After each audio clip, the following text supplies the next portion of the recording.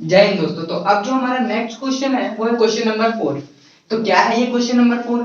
The diagonal of a quadrilateral shaped field is 24 metre.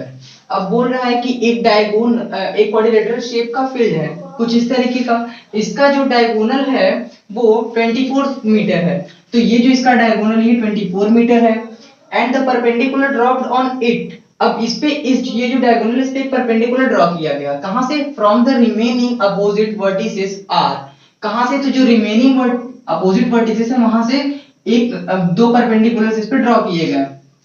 तो वो क्या है? 8 मीटर एंड 13 मीटर। तो ये 13 मीटर एंड 8 मीटर कुछ इस तरीके से था। तो हमें बोला है find the area of the field. तो हमें इस फील्ड का एरिया फाइंड करना है। तो कैसे फाइंड करेंगे? आइए एक बार रफली इस पे देखते हैं कि किस तरीके से हम इसे फाइंड करते हैं। तो इसमें दिया क्या हुआ है? इसमें ये फर्स्ट हाइट दिया हुआ है h1। तो ये जो फर्स्ट हाइट h1 है वो 13 मीटर है और h2 जो है वो है 8 मीटर और जो डायगोनल d दिया हुआ है वो है 24 मीटर। तो हमारे पास एक फॉर्मूला है जनरल क्वाड्रिलेटरल का एरिया क्या होता है। तो area of general quadrilateral is equals to diagonal by 2 h1 plus h2। ये कुछ इसी तरीके से फॉर्मूला है कि height by 2 sum of parallel sides.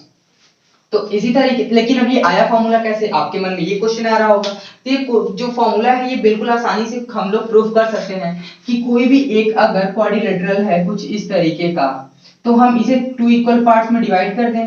तो ये जो एक डायगोनल है उसको हम लोग d से रिप्रेजेंट करें और जो इससे परपेंडिकुलर डिस्टेंस इसके अपोजिट वर्टिसेस जो बचे हुए वर्टिसेस इस पे अगर हम लोग डाल दें यहाँ पे एक एक परपेंडिकुलर, तो ये h1 और ये h2 से अगर हम इंडिकेट करें तो ये जो अगर इसका जो नेम है वो ए बी सी डी हम लोग रख दें तो ट्राइंगल एबीसी में देखेंगे तो हम कह सकते हैं कि ये जो फिगर है इसका एरिया क्या होगा। अगर हम इस ट्राइंगल का एरिया और इस ट्राइंगल का एरिया ये दो ट्राइंगल्स में हमने इसे डिवाइड कर दिया और इन दोनों ट्राइंगल्स का एरिया फाइंड करके ऐड कर दें तो यही होगा इस पूरे क्वाड्रिलेटरल का area. In triangle A B D, triangle A B D का क्या है? तो area is equals to 1/2 base into height ये होता है। तो यहाँ पे बेस क्या है? ये ट्रायंगल अगर हम लोग ये इस तरीके से इस ट्रायंगल को हम चाहे तो डिवाइड कर सकते हैं। तो जो यहाँ पे बेस है वो d है और हाइट क्या है?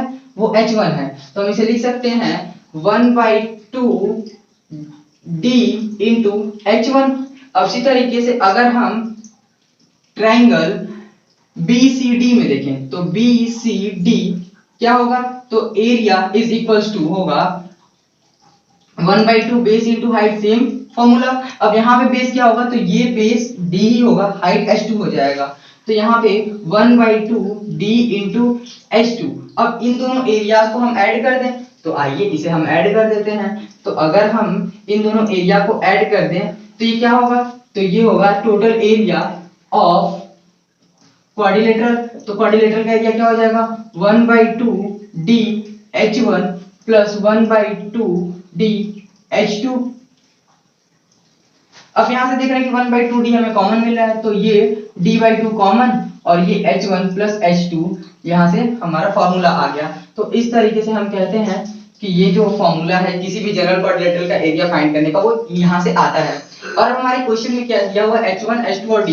तो हम इसे यहाँ पे पुट करेंगे तो हमारा आंसर आ जाएगा। तो हमें दिया हुआ है d h1 h2।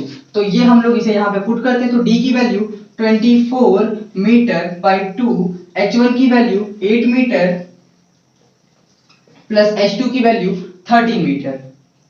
इसे पुट करेंगे तो ये 2 से 12 टाइम्स में कैंसिल तो ये 12 मीटर और ये हो जाएगा 8 मीटर प्लस 13 मीटर। तो ये इनटू 8 प्लस 3 11 कैरी आया 1 प्लस 1 2 21 मीटर। अब 12 में 21 से मल्टीप्लाई कर तो 12 1 जा 12 कैरी आया 1 12 2 जा 24 प्लस 1 25 252 मीटर स्क्वायर। ये होगा इस क्वाड्रिलेटरल का एरिया।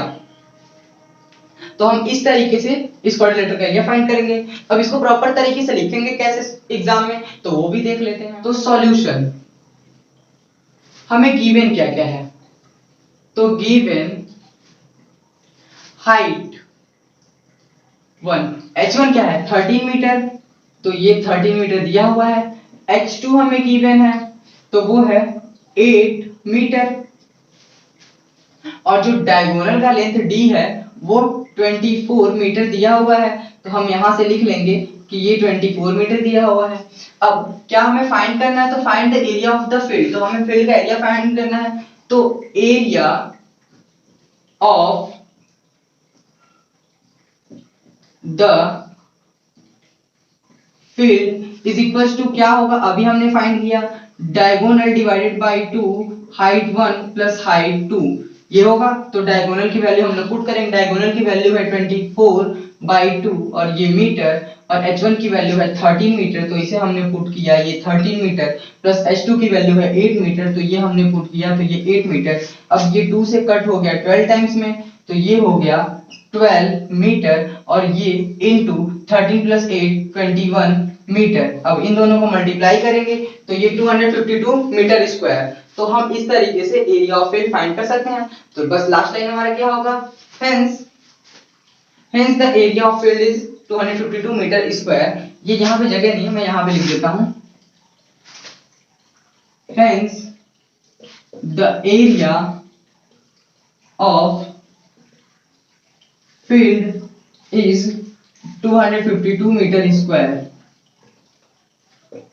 तो इस तरीके से हम लोग ये इस तरीके जनरल क्वाड्रिलेटरल का जो अगर कोई एक जनरल क्वाड्रिलेटरल आ जाता है फिगर और उसमें h1 h2 और d दिया हुआ हो, तो हम इस तरीके से इसका एरिया फाइंड करते हैं।